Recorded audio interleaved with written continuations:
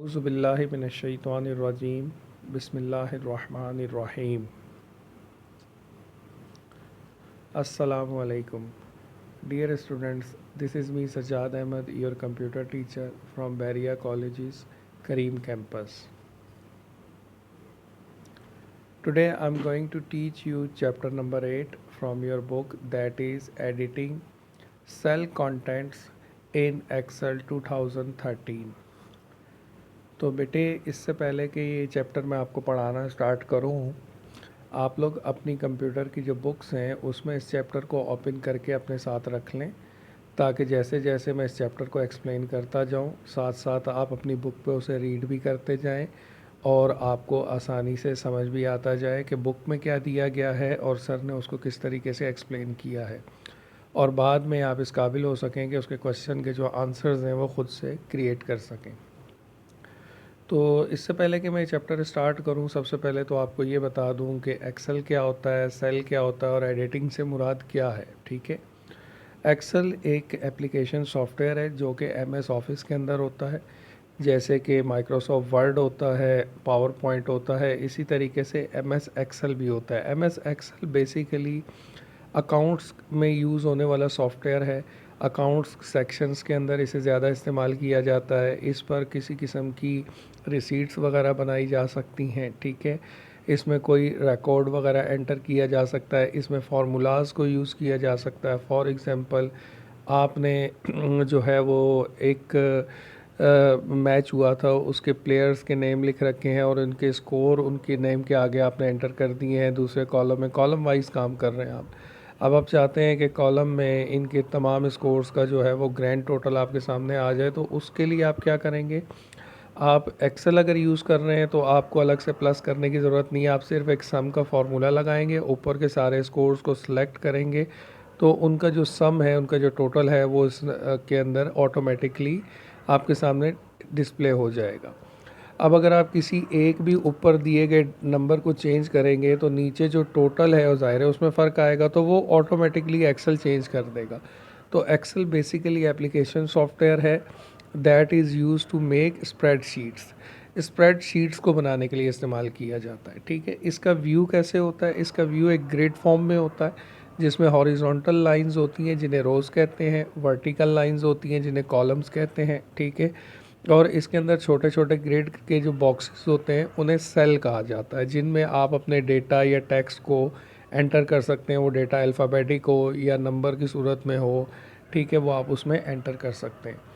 अब एडिटिंग से मुराद क्या है? एडिटिंग से मुराद ये होती है कि माइक्रोसॉफ्ट एक्सेल के एक सेल के अंदर आपने डेटा एंटर कर रखा है, अब आप उसे चेंज करना चाह रहे हैं। ठीक है, उसके अंदर कुछ चेंजिंग्स करना चाह रहे हैं, उसकी अपीयरेंस को, या उसमें जो आपने नाम लिखा था उसकी जगह कोई नया नाम ऐड करना चाह रहे हैं, तो इसे एडिटिंग कहा जाता है। ठीक है, तो आए सीखते हैं कि इसको किस तरीके से हम लोग जो है वो परफॉर्म कर सकते हैं।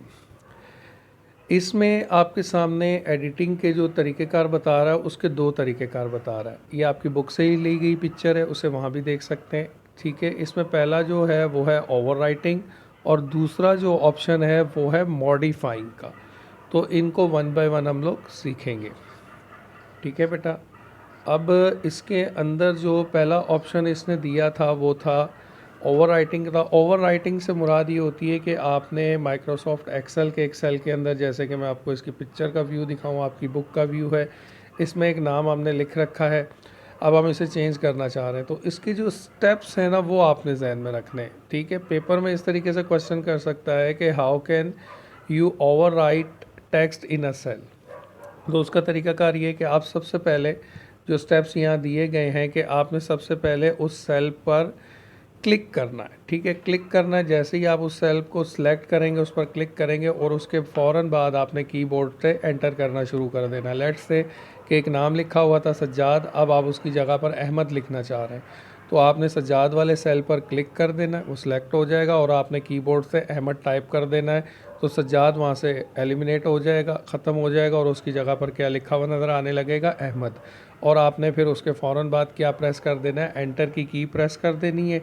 ठीक है, या ऊपर दी गई फार्मूला बार में जाके एंटर कर देना है, तो ऑटोमेटिकली वो रिप्लेस हो जाएगा, वो चेंज हो जाएगा, जिसका ओवरव्यू इस पिक्चर में भी आपको दिखाया जा रहा है।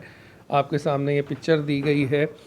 इस पिक्चर में भी अगर आप देखें तो ये एक ओवरव्यू आपको दिखाया गया है कि किस तरीके से नेम को जो है उसने चेंज कर दिया है। ठीक है, ये जो मेथड है ये कहलाता है ओवर राइटिंग का। अब इसके बाद जो नया मेथड आप सीखेंगे वो नेक्स्ट स्लाइड के ऊपर हम चलते हैं, उसके अंदर है मॉडिफाइंग का। मॉडिफाई से मुराद क्या होती है कि आपने जो टेक्स्ट लिख रखा है उसको आप इसमें देखें ज़रा, लाइन में लिखा हुआ है पार्शियली उसमें चेंजिंग करना चाह रहे हैं। पार्शियल चेंजिंग से मुराद ये होती है कि आपने एक वर्ड नाम लिख रखा था सज्जाद, अब आप चाहते हैं कि ये सज्जाद की बजाय सज्जाद अहमद हो जाए। ठीक है, या आपने एक नाम लिख रखा था इमरान, अब आप चाहते हैं कि ये मिस्टर इमरान हो जाए या इमरान ख़ान हो जाए। तो ऐसी सूरत में जो चेंजिंग्स आप कर रहे होते हैं उसे क्या कहा जाता है, मॉडिफाइंग करना। ठीक है, मॉडिफाइंग करने के बहुत से तरीक़ेकार हैं, इसमें दिए गए हैं। इनमें से अगर कोई एक भी आप मेंशन कर देंगे, लेट से पेपर में क्वेश्चन आता है हाउ टू मॉडिफाई टेक्स्ट, ठीक है, तो कोई एक मेथड अगर आप लिख देंगे तो वो एक्सेप्टेबल हो जाएगा। इसको आप अच्छे से रीड आउट कर लीजिएगा। पहला जो मेथड बता रहा है वो डबल क्लिकिंग का है। ठीक है, कि आपने सेल के ऊपर डबल क्लिक करना है और डबल क्लिक करेंगे तो वो जो सेल है उसमें आप इजीली मॉडिफाई कर सकेंगे, मतलब आप उसमें कर्सर को जहाँ पर प्लेस करना चाहें कर सकेंगे। जो पहले वाली टेक्स्ट है वो ख़त्म नहीं होगी, वो मौजूद रहेगी। ठीक है, और आपने जस्ट क्लिक की मदद से कर्सर को सेट करना है, जहाँ पर आपने नई टेक्स्ट एंटर करनी है वहाँ कर्सर को रखेंगे और एंटर कर देंगे। लेट से इमरान लिखा हुआ था, आपने डबल क्लिक किया तो वो एडिटिंग के लिए, मॉडिफाइंग के लिए रेडी हो जाएगा। ठीक है, पुराने जो इमरान जो टेक्स्ट एंटर हुई थी वो नज़र आ रही होगी, आपने उसके शुरू में क्लिक कर देना है और कीबोर्ड से MR और डॉट को प्रेस कर देंगे, तो उसके बाद एंटर प्रेस करेंगे तो इमरान के बाद वो इमरान ख़ान, मिस्टर इमरान लिखा हुआ आपको नज़र आना स्टार्ट हो जाएगा। दूसरा जो मेथड है वो आपके ये बताया जा रहा है कि सेल पर क्लिक करें, उसके बाद F2 की प्रेस करें तो आप मॉडिफाइंग के लिए सेल रेडी है। और तीसरा जो तरीकाकार है वो आपको बताया जा रहा है कि आप फार्मूला बार की मदद से भी इसको चेंज कर सकते हैं। मतलब पहले सेल पर क्लिक करेंगे, तीनों मेथड में सेल पर क्लिक करना है। ठीक है, तो उस सेल पर क्लिक करने के बाद आप ऊपर जाएंगे फार्मूला बार में और वहाँ जाकर उसको मॉडिफाई कर सकते हैं। ठीक है जी, अब पेपर में क्वेश्चन आता है हाउ टू मॉडिफाई, तो आप इसमें से कोई एक लिख डालें। ठीक है, double click on a cell and modify your requirements. इसके अलावा आप यूँ लिख सकते हैं कि select cell, press F2 and modify. और नंबर 3 पे लिख सकते हैं कि select cell, go to formula bar and modify. तो ये ऑप्शंस आपके सामने दिए गए हैं कि 3 तरीके उसने आपको इस के गाइड किए हैं कि आप किस तरीके से अपने डेटा को मॉडिफाई कर सकते हैं। ये आपके सामने एग्जांपल भी दी गई है, पिक्चर व्यू दिया गया है। इसके बाद जो नेक्स्ट टॉपिक आपके सामने आ रहा है वो ये टॉपिक है कि अंडू और रीडू कमांड को कैसे यूज़ करते हैं। अंडू और रीडू को आप जानते हैं अच्छे तरीके से, आप इससे फेमिलर हैं कि अगर आपने एक सेल के अंदर एक डेटा एंटर कर रखा है, आप यह डेटा एंटर कर रहे थे, ठीक है, और आपसे कोई गलती हो गई तो आप ऊपर जो क्विक एक्सेस टूल बार होती है उसमें जाके अंडू पर क्लिक करें तो वो ऑटोमेटिक ख़त्म हो जाएगा। ठीक है, और आपने ये सोचा कि नहीं जो मैंने पहले लिखा था वो सही था, मैंने गलती से ख़त्म कर दिया, तो क्विक एक्सेस टूल बार से ही आप रीडू पर क्लिक कर दें तो जो आपने अंडू करके ख़त्म किया था वो दोबारा से आ जाएगा। और इसकी शॉर्टकट कीज़ भी आपको पढ़ाई गई थी जो मैं आपको दिखा देता हूँ कि इसकी जो शॉर्टकट कीज़ थी वो थी Ctrl+Z और Ctrl+Y। ठीक है, कि अगर आप अंडू करना चाहते हैं तो कीबोर्ड से Ctrl+Z कर दें और अगर आप रीडू करना चाह रहे हैं तो कीबोर्ड पर जाकर आप Ctrl+Y को प्रेस कर दें। अब सवाल ये पैदा होता है कि पेपर में इसका क्वेश्चन किस तरीके से आ सकता है, तो इसके बारे में ये भी पूछ सकता है, लेट से इसकी शॉर्टकट की के ऊपर क्वेश्चन बना दे कि right shortcut keys for undo and redo. ठीक है, तो उसकी शॉर्टकट कीज़ आपने यहाँ से देखते हुए मेंशन कर देनी है। इस पेज को अच्छे तरीके से रीड आउट कीजिएगा कि अंडू और रीडू कमांड को किस तरीके से यूज़ करते हैं। अब हम बात करेंगे कॉपी, मूव और पेस्ट। ठीक है, और इसको मूव को जो है वो कट का नाम भी दिया जाता है। कॉपी से मुराद ये होती है कि एक सेल में कुछ डेटा आपने लिखा हुआ है, आप चाह रहे हैं कि बिल्कुल वैसी ही एक कॉपी नीचे दिए गए एक ब्लैंक सेल के अंदर क्रिएट हो जाए। ठीक है, आप उसका डुप्लीकेट बनाना चाह रहे हैं, तो इसके भी बहुत सारे तरीक़ेकार हैं जो इसमें आपको गाइड किए जाएंगे कि कैसे आपने कॉपी करना है। कैसे आपने मूव करना है, ठीक है, ये भी बताया जाएगा। और इसको कॉपी और मूव करने से पहले जो है वो डिलीट का जो है ना वो ऑप्शन ही पढ़ाया जा रहा है कि डिलीट कैसे किया जाएगा। अगर एक सेल में डेटा मौजूद है और आप चाह रहे हैं कि उस सेल के डेटा को आप डिलीट करना चाह रहे हैं, तो सिंपली आपने सेल को सिलेक्ट करना है और कीबोर्ड से डिलीट की जो की है उसको प्रेस कर देंगे, तो जो आपका डेटा है वो ऑटोमेटिकली क्या हो जाएगा, डिलीट हो जाएगा। मैंने गलती से कॉपी पढ़ा दिया, लेकिन इसमें डिलीट है, डिलीट के बाद कॉपी आएगा। तो डिलीट की को जब आप प्रेस करेंगे, पहले सेल में डेटा को सिलेक्ट करेंगे, उसके बाद आप डिलीट की को प्रेस करेंगे तो ऑटोमेटिकली जो डेटा है वो डिलीट हो जाएगा, ठीक है। अगर आप यहाँ से डिलीट नहीं करना चाह रहे तो इसका दूसरा ऑप्शन भी दिया गया, उसको यूज़ कर लें। अगर वो नहीं तो तीसरा ऑप्शन दिया गया है। जो तरीक़ाकार आपको कन्वीनियंट और आसान लगे उस तरीक़ेकार को आप यूज़ करें, और वही तरीक़ाकार क्वेश्चन के आंसर में भी आप मेंशन कर सकते हैं। इसके बाद ये इसका लेआउट भी दिखाया गया पिक्चर फॉर्म में। अब वही बात आ गई कि कॉपी और मूव कैसे करेंगे, ठीक है।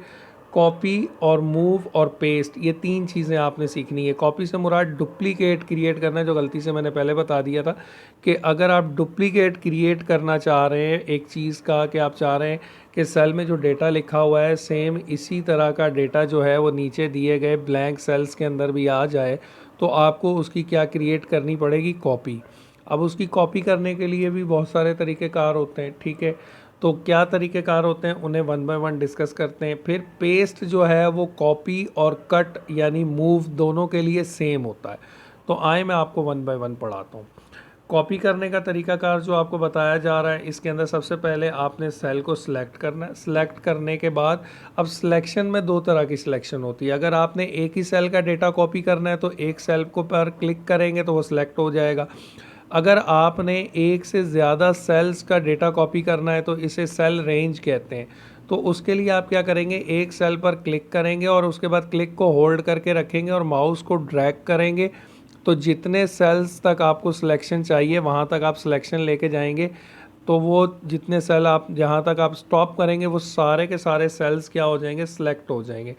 सेलेक्ट करने के बाद आपने क्या करना है, होम पर जाना है। होम के अंदर जो क्लिपबोर्ड का ग्रुप है उसमें कॉपी होगा, कॉपी पर क्लिक करेंगे तो एक सेल या 5-6 सेल जितने के अंदर आप जिनको आपने सेलेक्ट किया था उनके अंदर मौजूद तमाम तर डेटा क्या हो जाएगा, कॉपी हो जाएगा और पेस्ट के लिए रेडी होगा। फिर उसके बाद अपनी डिज़ायर लोकेशन पर जाएंगे, जिस सेल में आपने इस डेटा को पेस्ट करना है उस सेल में चले जाएंगे, और उस सेल में जाने के बाद इसी जो प्रोसीजर है, जो मेथड है, इसको रिपीट करेंगे। होम में जाएंगे, कॉपी टू क्लिपबोर्ड ग्रुप में जाएंगे और वहाँ पर कॉपी की जगह आप किस पर क्लिक करेंगे, पेस्ट पर क्लिक करेंगे, तो वो डेटा जो आपने ऊपर कॉपी किया था उसका डुप्लीकेट नीचे दिए गए ब्लैंक सेल्स में जहाँ पर आपने अपना कर्सर रखा है वहाँ पर जो है वो पेस्ट हो जाएगा। बिल्कुल उसकी कॉपी जो है वो नीचे क्रिएट हो जाएगी। इसके और भी तरीक़ेकार हैं।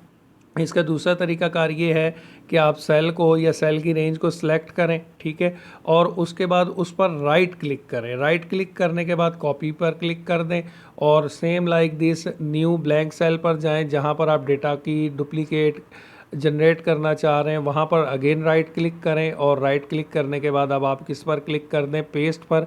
तो ये दूसरा तरीक़ाकार है, ठीक है। तीसरा तरीक़ाकार जो है वो शॉर्टकट की का है। शॉर्टकट की में आपने क्या करना है कि आपने सबसे पहले सेल को सिलेक्ट करना है या सेल की रेंज को सिलेक्ट करना है।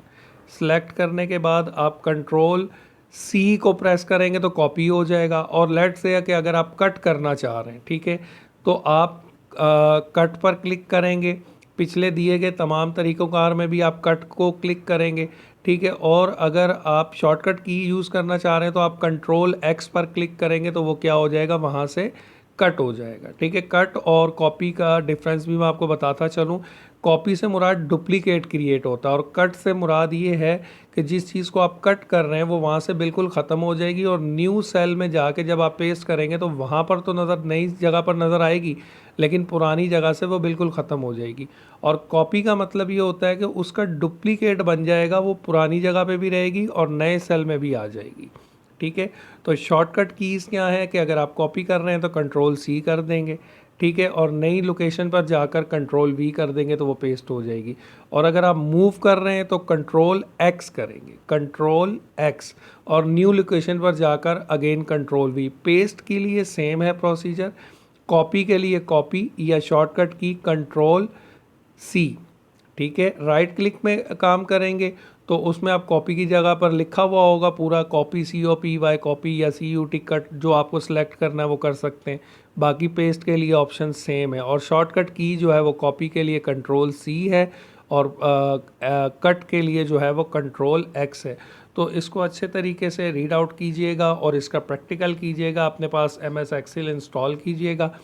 इसके साथ ही आज का जो ये लेक्चर है यहीं पर ख़त्म होता है। इसकी छोटी सी एक वर्कशीट बना के मैं आपको शेयर करूँगा, जिसे आपने सॉल्व करना होगा। सॉल्व करने से पहले उसे अपनी कॉपी में लिखेंगे। कॉपी में लिखने के बाद एक अलग से शीट पर सॉल्व करके एक डेट और टाइम आपको बता दिया जाएगा, जिसमें आपने स्कूल में आके मुझे वो चीज़ सबमिट करवानी होगी। ठीक है, क्वेश्चन किस तरीके के होंगे? छोटे छोटे क्वेश्चन होंगे। How can we select a text in a cell, how can we move text from one cell to another cell. ठीक है, छोटे छोटे। Right shortcut keys for copy, cut and paste, right shortcut keys for undo and redo, जैसे शुरू में मैं आपको बताता हुआ आया हूँ। तो इसी किस्म के छोटे छोटे क्वेश्चंस होंगे जो आपसे पूछे जाएंगे उस वर्कशीट में, तो जो आपने सॉल्व करके मुझे सबमिट करवानी होगी और अपने पास भी सेव रखनी होगी। और इस असाइनमेंट के, इस वर्कशीट के जो मार्क्स हैं मे भी वो आपके पेपर में भी इंक्लूड होंगे, तो इसमें कोई लैकिंग नहीं दिखानी, अच्छे तरीके से काम करना है। बाकी जो मज़ीद इन्फॉर्मेशन और डिटेल आपको चाहिए हो तो इंशाल्लाह ज़ूम मीटिंग में आपको दे दी जाएगी। तब तक के लिए अपना ख्याल रखिएगा। इजाज़त चाहूँगा आपसे। अल्लाह हाफिज़।